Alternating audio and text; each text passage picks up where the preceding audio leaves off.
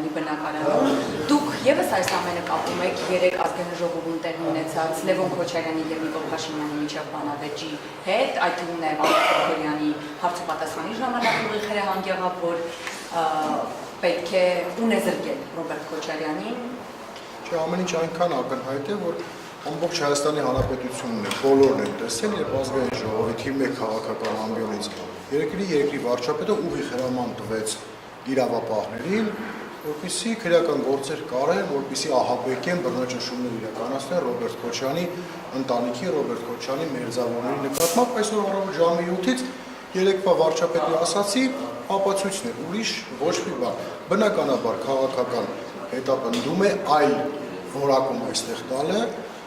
պարզապես սխալ կլինի։ Իսկ թե քրեական գործի ինչ մանրամասներ կա, ես ինքս չեմ կարող ասել եւ եթե փաստաբաններ ավելի։ Փաշինյանն էսվել էր Լևոն Քոչարյանի։ Ասում է ունեզրկման մասին եւ այս պահին էլ Toyota-յում, Ռեգոմեշում, Orange Victor-ում շարունակվում են այսպես գործողություններ, հնարավոր համարում եք ծառայականացման սցենարով, այսինքն պետականացնի, վերցնի ձեռքից եւ այլն եւ այլն։ Այս բեսպրիձելի, այսպես ասած, տիրույթում բնականաբար ամեն ինչ հնարավոր է, ամեն ինչ սպասել է այսօրվա իշխանությունից, քանի որ գիտեք չկա օրենքը, որ ասես օրենքի էս ինչ կետով չի կարելի, դրա մասին փաստաբանները կխոսեն, բայց այս մարդը օրենքից իրեն դրել է դուրս եւ ուղիղ հրամաններ է տալիս։ Այսօրվա իրավապահ համակարգ Հայաստանի Հանրապետություն Նիկոլ Փաշինյանի բուտ գործիքն է դարձել, ոչ ճակերտավոր ասեմ առանց անձերի որևէ վիրավորելու եւ մի փոքր ավելի առաջ գնամ, ասեմ, կարծես յաթաղալինի օգտագործում է հայ ժողովրդի եւ ընդդիմադիրների դեմ։ Այն ընդդիմադիրը ովքեր սուր խոսքով հանդես են գալիս, դա ականջահաճոչ է Նիկոլ Փաշինյանի եւ քաղաքացիական պայմանագրին, անմիջապես թիրախավորում են, անմիջապես բռնաճնշումների են ենթարկում եւ այս ամենը դրա հենց առապայծ։ Այսինքն սա ընդհանուր մեծ պլանի մաս է, այսպես ընդդիմադիր գործիչներին իզոլացնելով պատրաստում են օրինակ սահմանադրության փոփոխությանը եկեղեցու, այսպես վերացմանը դրա մասն է դիտում եւ խորհրդարանական ընդդիմությունը ի վիճակի է ինչ-որ բան փոխել, հաստատի ստացվում մանդատն էլ չի օգնում։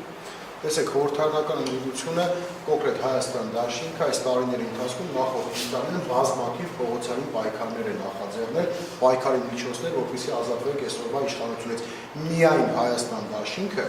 չի կարող այն վտանգները, որը կա այսօր Հայաստանի Հանրապետության սպառնում է եւ Նիկոլ Փաշինյանը ուղիղ ինքն այդ վտանգները բերել Հայաստանի Հանրապետության գլխին, չի կարող այստեղ պետք է ժողովրդի աջակցությունը մյուս ընդդիմադիր ուժերի, արտախորհրդարանական ուժերի։ Իրականում այս ձերբակալությունները այս դրա մասին է խոսում, փորձում են ընդդիմադիրներին իզոլացնել, որովհետեւ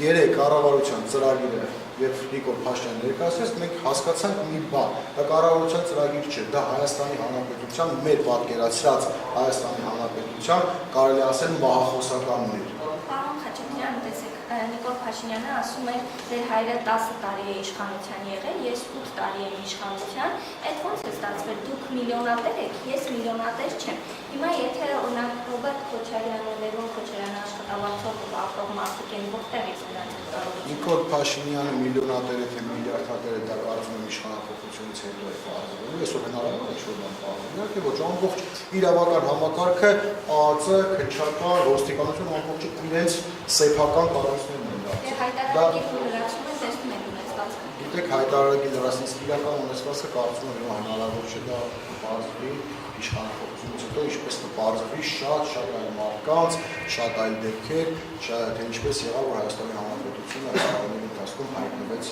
այսօր։